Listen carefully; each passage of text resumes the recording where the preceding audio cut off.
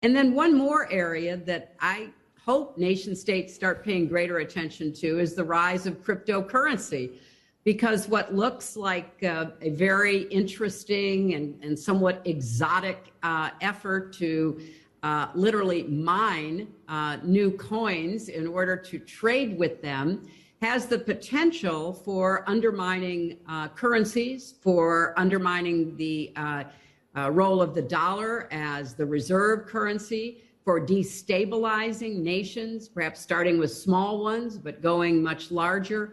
So when we think about this new environment in which we find ourselves that we've been discussing for the last some minutes, we can't just think about nation states. So this is the first time I've said this, and for those hotel workers and people that get tips, you're going to be very happy, because when I get to office, we are going to not charge taxes on tips, people making tips.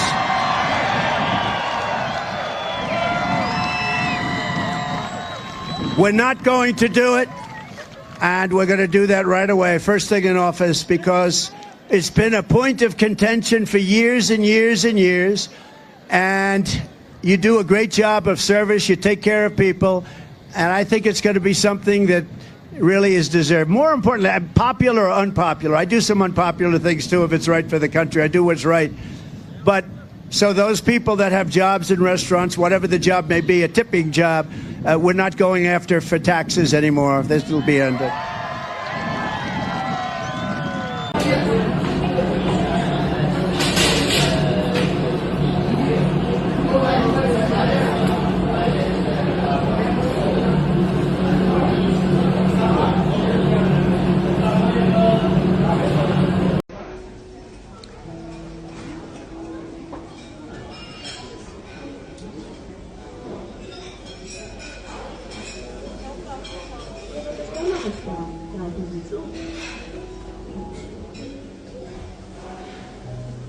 Thank you.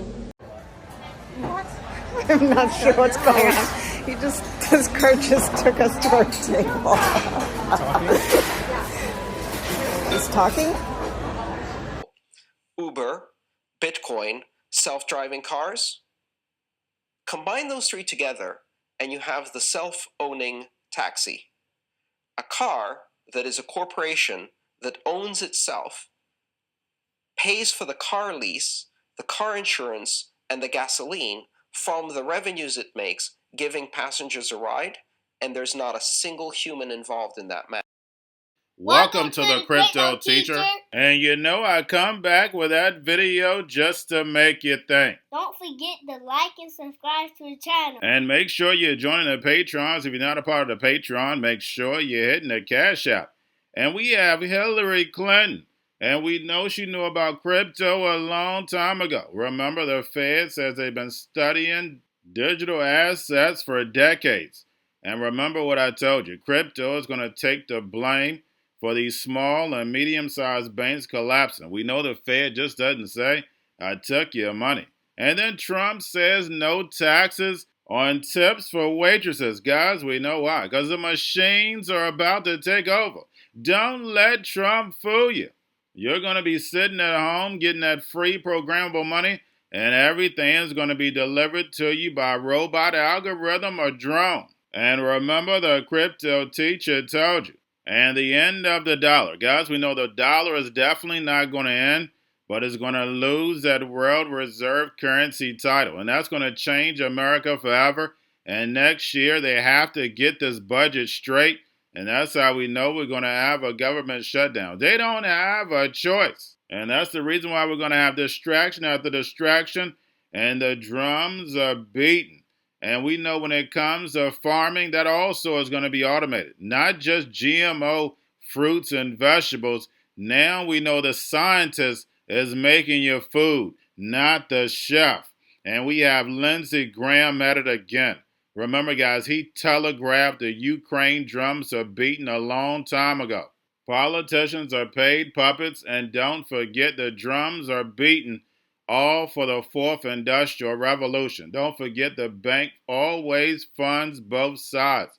And remember, the Crypto Teacher told you, because he knows when it comes to the NWO, It's all planned. Dad, you have a wonderful day. Because the world is using our currency, and we can do that as long as they use our currency. But I think it's going to end at some point. They're going to quit using our dollars as reserve currency. I mean, I watched your interview with Putin, and one of the things, whether you hate him or not, one of the things he said that is true is when we sanctioned him, before we sanctioned Russia, 70% of their transactions were in US dollars. And after the sanctions, it's less than 20% of their transactions are in US dollars. Which prevents funds from being used to mandate electronic identification ear tags for cattle and bison.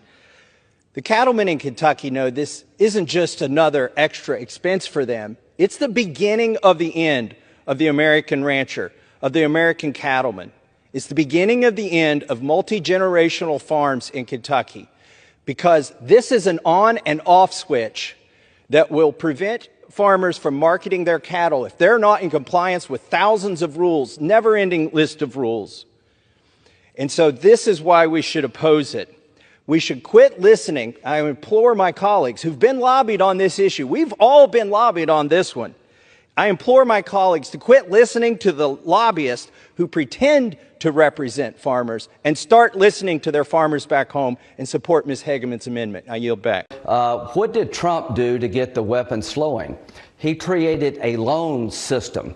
They're sitting on $10 to $12 trillion of critical minerals in Ukraine. They could be the richest country in all of Europe. I don't want to give that money and those assets to Putin to share with China. If we help Ukraine now, they can become the best business partner we ever dreamed of. That $10 to $12 trillion of critical mineral assets could be used by Ukraine and the West, not given to Putin and China. This is a very big deal. How Ukraine ends. Let's help them win a war we can't afford to lose. Let's find a solution to this war. But they're sitting on a gold mine to give Putin $10 or $12 trillion of critical minerals that he will share with China is ridiculous. I'm going to a different economy, and we're going to be learning more about that as we go. But clearly, we're learning that things can be done from remote locations. We're learning that technology can replace people even more than we thought.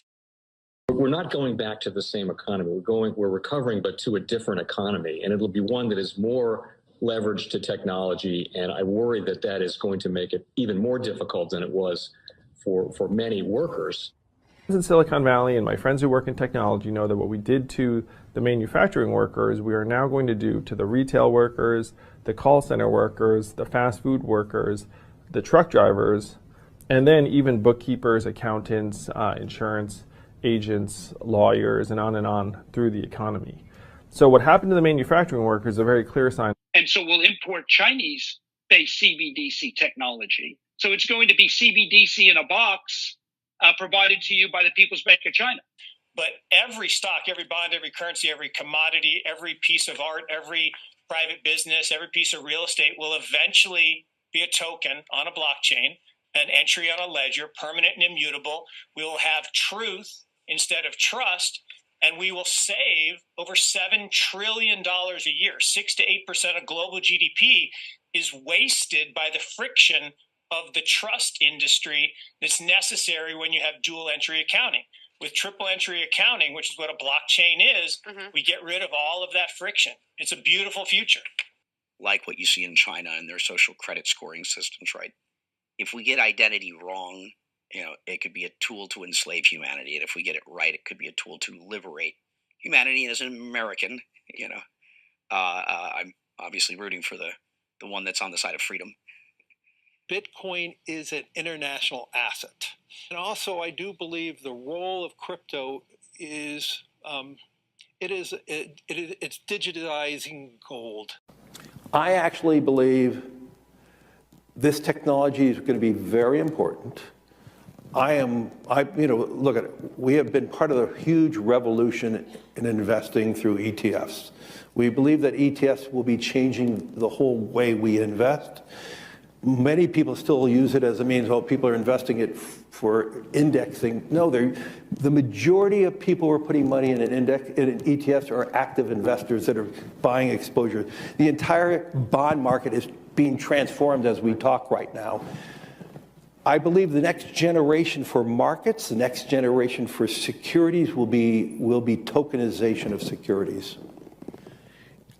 We will, and if we can have that distributed ledger that we know every beneficial owner, every beneficial seller, we all have our code of who's buying, who's selling, instantaneous settlement. And think about it, it changes the whole ecosystem. Chinese bank ICBC has been hit by a ransomware attack, and the U.S. Treasury market, as a result of that, has been disrupted. This, according to the Financial Times. We're getting more right now with Bloomberg's Shonali Bassick. Shonali, what do we know? Listen, we have the Financial Times now reporting that ICBC, one of China's largest banks here, was hit with a ransomware attack. And remember, they're a very significant intermediary in the Treasury market. The SIFMA has told its members that this has been part of the reason here that the system is kind of clogged up, if you will, during that auction that we saw a little bit before. The attack had prevented ICBC, according to the Financial Times, from settling Treasury trades on behalf of other market participants. A large executive at a major bank also telling the paper that such a large party on the fixed income clearing corp creates major concerns, potentially impacting the liquidity of Treasury markets. Now, it was not just a poor auction. It was absolutely lousy, and you know, when the dealers have to step in to save a Treasury auction, that's a rare occurrence. And Cryptoteacher and the New World Order book, plus the 3 Kids books. It's time to re-educate. Also, new to cryptos, Coinbase, Bitrue, Binance. Do not forget book links and crypto links are in the description. The stock channel, guys. Don't forget to go like, subscribe, spread everywhere. You have your Kobo, your chip stocks, your banking, your gaming. While everybody's sitting at home, get on stocks, the Seaver, the biotech stocks. And while everybody's at home wishing, they were still getting that free money. What are they doing? Drinking and smoking weed. Don't forget about those stocks, and you have a wonderful day. The most powerful person in the world is the storyteller. The storyteller sets the vision, values, and agenda of an entire generation to come. Steve Jobs. And guys, you know I truly believe in this. When you look at the New World Order, they're the storytellers. And that's the reason why I wrote my New World Order book. But guys, now it's time to change the current generation. And I wrote 3 kids books. You know, I love the Trinity because I understand the power that's in it.